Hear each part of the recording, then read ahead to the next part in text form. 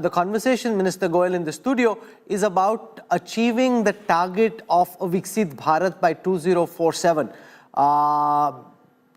The question was about whether there is a definite sense of what the definition of a Viksit Bharat is and the level of confidence in government to be able to achieve that target by 2047. Before this, no government in India has spoken about making India a developed country in a fixed time frame. This target being laid out for the first time. So the question around how do you define what Viksit Bharat looks like and what's the roadmap to get there? Let's start from there. Minister Goyal, welcome. Thank you, Rahul. And I'm sure as a business editor also of Business Today, you jolly well know that no plan can ever be achieved unless you have a target, you have a vision to achieve that target, and you have a roadmap how you're going to get there and a commitment to achieve that. And I would think it's always good to work to a plan. Prime Minister Narendra Modi has steadfastly, whether as Chief Minister of Gujarat or as the Prime Minister of India, always worked very sincerely in every project that he took up with a commitment to achieve results, a focused effort, huge amount of monitoring, holding people responsible for performance, transparency in his work, technology as the backbone of whatever actions he takes, innovative ideas being implemented on the ground, and saturation without any discrimination so that every section of society rises as the country grows. And I think that's the calling card of Prime Minister Modi. 10 years of consistent good governance, 10 years of improving the lives of the poor, 10 years taking the country from fragile 5, which we inherited, high interest rates, high inflation, low foreign currency reserves, very poor morale of the people, daily corruption scandals, high cost borrowings even to sustain the rupee with foreign exchange loans being taken. From that situation to 2024, where we have a strong foundation on the back of which we can aspire to be a developed nation. The roadmap is clear, the foundation is in place, the vision is crystal clear, and India will be a developed nation. India will be able to take care of its people. India will be able to provide opportunities to 1.4 billion Indians. I have absolutely no doubt in my mind. And I think the nation today trusts that Modi hai, to mumkin hai.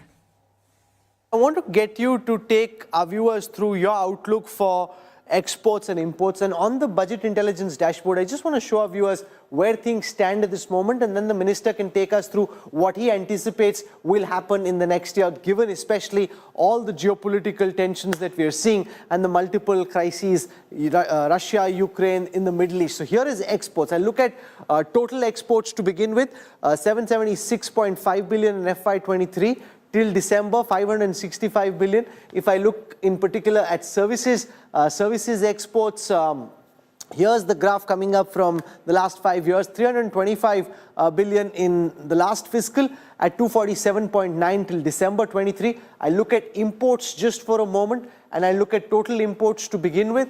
As far as total imports are concerned, 896.1 billion in the last fiscal, standing at 634.4 billion till December 23. So let's start with exports, Minister Goyal. Given all the tensions internationally and the move away from hyper-globalization, your outlook on India's export story? First of all, I think your figures need to be corrected. Your services figure for December may not be exactly the right figure.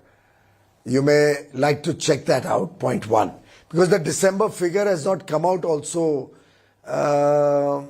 as yet in the public domain. I think we'll have to wait till you get the exact figure.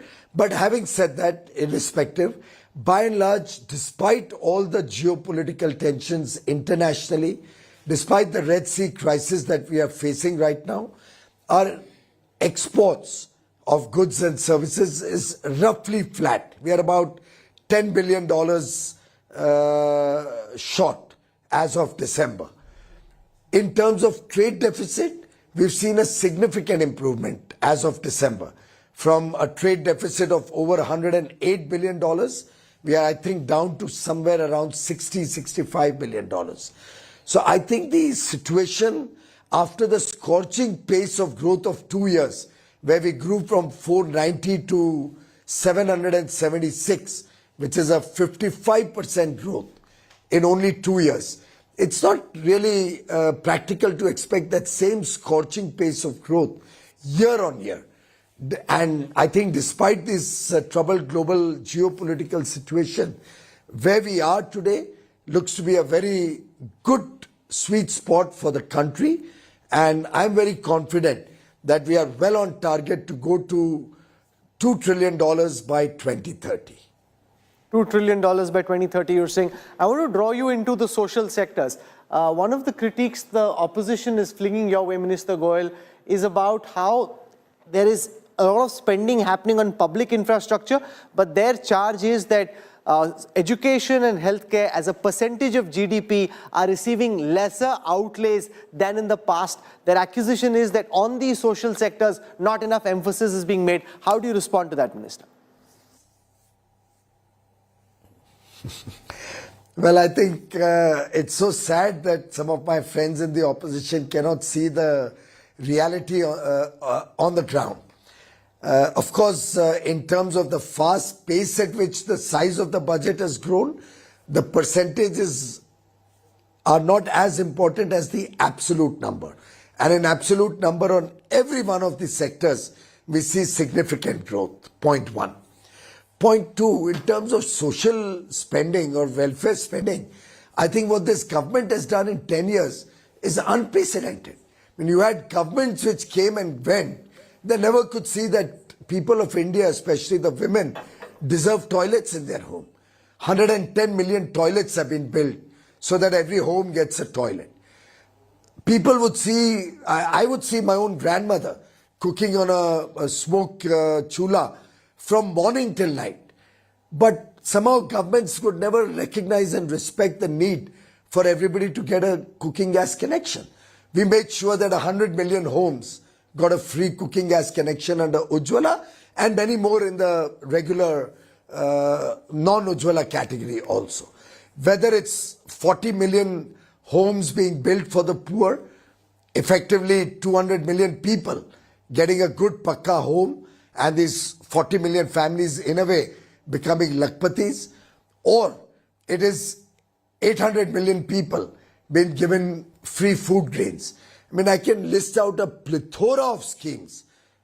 Almost 600 million people getting free healthcare. The fact that healthcare facilities during COVID were upgraded across the country, and now we have so many more medical colleges, so many more medical seats, so many more engineering colleges, AIIMS. I mean, the entire country's ecosystem, which will help India become a developed nation, has been given a big fillip in the last 10 years, along with maintaining fiscal prudence. We had planned for 5.9% of the GDP as fiscal deficit. We are at 5.8. So in every respect, this government has demonstrated resilience, has been able to withstand global shocks, and has been able to balance Garib Kalyan, Sushasana, and economic prosperity. You know, incidentally, I want to remind our viewers that Minister Piyush Goyal was the interim finance minister in 2019 when the last Modi government presented the budget weeks before elections. And if you remember, at that time, there was the Pradhan Mantri Kisan Samman Nidhi, which came out with an annual expenditure outlay of 75,000 crore rupees, a full tax rebate to those having a taxable income up to 5 lakh rupees. Standard deduction was raised from 40,000 to 50,000. Several measures were taken, none of which have been seen this time round. Is that at some level, Minister Goyal suggested that this government is highly confident that we'll be back in July. Abhi karne ki koi zarurat nahi hai. You had presented soon after the BJP was defeated in 3 state elections in the Hindi heartland. So the government at that time potentially was under more pressure. Now you're feeling more confident that, okay, once we come back in July, tab dekhte abhi we don't need to press any panic button or open any populist purse string. Rahul, first of all, I'll just correct you. The PM Kisan Samman Nidhi, was a part of our spending in the then current year, 18-19 itself. So it was launched from December of 18 within the resources of the 18-19 year. And therefore it was announced in the interim budget, but it was a part of a decision taken for the then current year, and resources had been provided for that. So I don't think that the interim budget made too many changes. There were a few changes, some simplifications. Even the 5 lakh scheme, if you recall, was a measure of simplification so that the people get a simplified tax regime also with some benefits. So I think the effort has always been and consistently been to take benefits to the people of India. The form of benefit may change. So this time around, the investment of 11,000 crores on infrastructure is going to provide huge benefit to the middle class, to the common man. After all, it provides opportunities and demand for goods, for services. It provides work opportunities for millions and millions of people. At least a third of that money goes straight into people's hand as wages and salaries. So nearly 2 crore families will benefit directly from that 11 lakh crore rupee investment.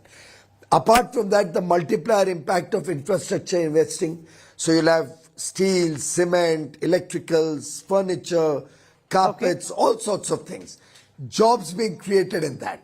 These people who get work or jobs also becoming consumers. So demand again growing. So Make in India getting a fillip. With greater Make in India, greater economies of scale, we become competitive in the international market. PLI supplements that. So it's a very holistic planning that Mr. Modi does, and it is that holistic planning which will make India a developed nation, rest assured. Thank you very much, Minister Goyal, for joining us. Much appreciate your time. That was Commerce and Industry Minister Piyush Goyal with this amount of time.